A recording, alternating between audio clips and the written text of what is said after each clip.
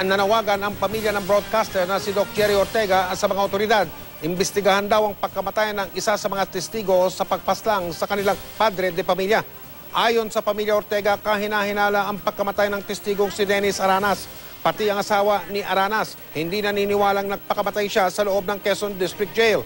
Dati raw nasa ilalim ng Witness Protection Program si Aranas, pero tinanggal siya noong Abril taong 2012 dahil sa mandamiento de aresto na inilabas laban sa kanya para sa ibang kaso sa Quezon. Dahil diyan, nangangamba ang pamilya Ortega para sa kaligtasan ng iba pang mga testigo. Enero noong taong 2011 nang mapatay sa pamamaril si Ortega sa Puerto Princesa sa Palawan. May ganong insidente, iimbestigahan pa ito na parang krimen. At pagpunta po nila doon sa selda, wala na yung bangkay at nilinis pa ang selda. So marami pong mga bagay na talagang kaduda-duda. Ayon naman sa Quezon District Jail, inalis nila agad ang katawan ni Aranas sa kanyang selda at yan ay para madala siya sa ospital sa pag-asang sasagip pa siya. Base raw sa salaysay ng mga testigo, talagang nagpatiwakal si Aranas.